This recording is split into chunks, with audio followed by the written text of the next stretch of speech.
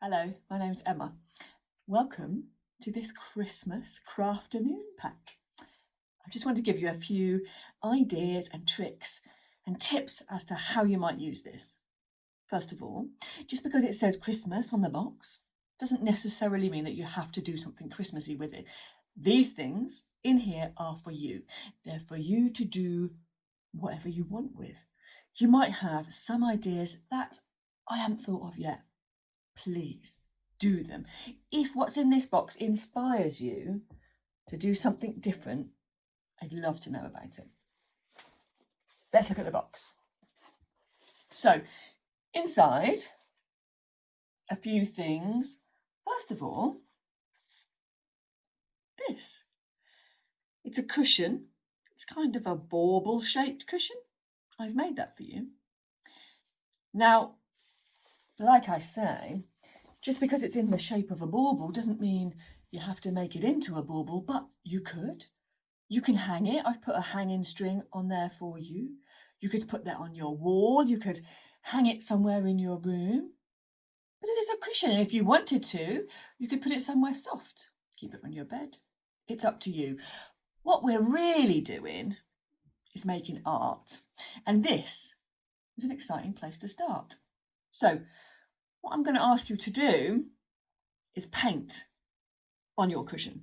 Now, because it's made of cotton and it's filled with fibre, it's absorbent. So that means you're going to put paint, a watery paint on top of it, and it's going to absorb it. It's going to suck it all inside. So it's going to dry. So whatever you do, no matter how much paint on it you put on it, it's going to dry. So let's talk about that.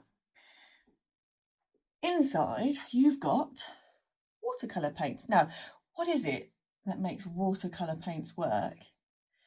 Of course, it's water. And I want you to do a bit of experimenting first. Inside, I've given you a piece of fabric. This is a little offcut, a scrap, perhaps. You might have more in your house. Whoever's in charge of the fabric in your house might give you another little offcut, a big offcut, something else to experiment with, because this is where I want you to start. So, I've put mine on a board so that you can see it. Now look, this is the opposite. This is where I cut those shapes out. Can you see? I had a big long line. So that's how I've made your cushions. I want you to experiment with how the water works with the paints. So I'm going to get a paintbrush, or two, actually. I've got lots. Let's get a couple. So you've got a thick one and a thin one. Now, start off with the thick one, because we're going to see how the water and the paint work together. I've got water. You might hear it over the sound of the cars going past. Now, what I want you to do is put quite a bit of water on your brush. I'm going to put that down a sec. Put quite a bit of water on your brush. And get your paint palette and make the paint that you've chosen to use pretty wet. So my brush is really wet, and I'm going to go on now. I'm not pushing and pushing. I'm not squeezing and splaying out my brush, but I'm turning it around. Can you see I'm doing this with it? So the paint is going all over. I might even get another little bit of water and go back on. Sometimes if you run these palettes under the tap before you start, just to wet all the different colours, you find they might start a bit easier. So now look, I've put lots and lots of water. And here we go. So let's see what happens. Just use this piece of fabric just the same as you would a piece of paper. So look, the colour is bright and strong and vibrant. I'm going to keep adding more water. So I'm not adding more paint, I'm just dipping back into the water. And what's happening? Oh, I hope we get a drip. Can I make it? Oh, no. Okay. So you can see that as I add more water, the colour gets fainter, paler, but it also goes on and covers a lot more space because of the water. So this is what I want you to play with before you start. So a lot of paint comes out very, very, very strong colour, and not so much paint but a lot of water goes a long way, but isn't such a dark colour. Now I'm going to choose a different colour, washing my brush off first and going into a different colour. What colour am I going to choose? So I'll go again. I'm going around and around, making sure it's got lots of paint on. Now, so there's a couple of things happening. One is I'm mixing these two together a little bit by putting them on top of each other. The second one is that the pink is a strong colour. Now I'm not putting water, I'm just going back and putting extra paint. So what happens is, without water, the colour is very vibrant, really, really strong, but it's quite dry and it's quite hard to go on. I wouldn't be able to cover a very big space with it. Can you see how it starts to be really kind of bristly and dry? So this is what I want you to play with.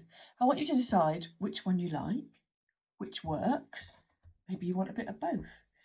So now that very dry pink bit, I can of course go on where I had water and start to mix that in. Can you see? There's all the different ways of using this paint. Experiment and play. Just to say, so you've got this palette of paint and you're going to use it on this cushion, but once that's done, there'll be lots of paint left. Where else could you use that? Where else could you use that paint?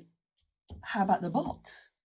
Maybe you could make yourself a special box for your treasures. Maybe you could put in some of the things you get in your Christmas stocking. Maybe you could give it to somebody as a gift. Try those paints on that box. I've also put these in there for you. Well, what are they? I've cut these shapes and they've got holes, so they could be hung. They might be tags. You might put them on gifts with people's names on. You might make little individual works of art for people to go with their gifts. But you also might decide to hang these from a stick or a hanger or anything you can think of. Paint them all differently and make some art out of those. It's totally up to you. What else is in the box? There's glue in the box. So if you decide that this cushion, you want to put it on your bed, you want to put your face on it, you might not want to stick anything on it, but you might. And if you do, you might look at these very small little envelopes that I've put inside. Have you seen them? This one has got glitter inside. Now, this isn't the same glitter as normal. This is bio glitter, so it isn't made of plastic and it won't last forever. It will start to biodegrade, which means that it won't be left over forever, floating around in our water, going into the seas, and it's much better for the environment. It's also bigger and sparkly, and I like it a lot more. So, how to get in? I've put a piece of spotty tape on top of another piece of coloured tape. Now, if you can, peel off the spotty tape. It starts to come. Can you see? You might want to peel this back over a piece of paper, so anything that drops you can save or use again. Maybe over a plate, something like that. Now, can you see? This one is blue. It's very exciting. A couple of different ways to use this. Either put some glue onto your cushion. Now, you can use the big flat end of the glue, spread it on. You can use the edge of the glue to make a line. You can also use your brush in the glue. This is harder, but it's much more delicate. Put a bit of glue on in a particular place. Now, use this brush again in the water. Dab it into the glitter. You see how I've got a few bits of glitter on there?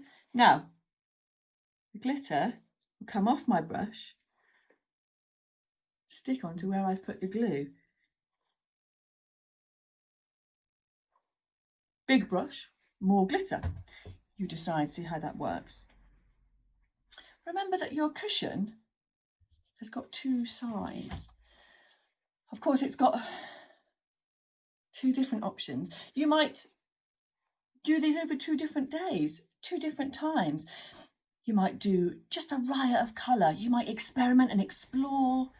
You might do something very abstract, something that doesn't mean to look like something. But then on the other side, you might want to do a face, a Christmas tree, a rainbow, anything that you decide.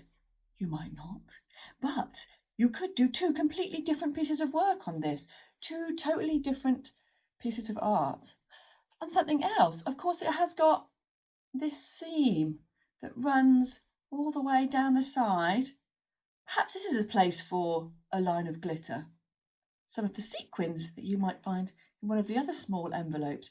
Maybe a line of colour or patterns, zigzags, spots. There's a lot of options in there. One more thing. There's also a pipe cleaner and some beads.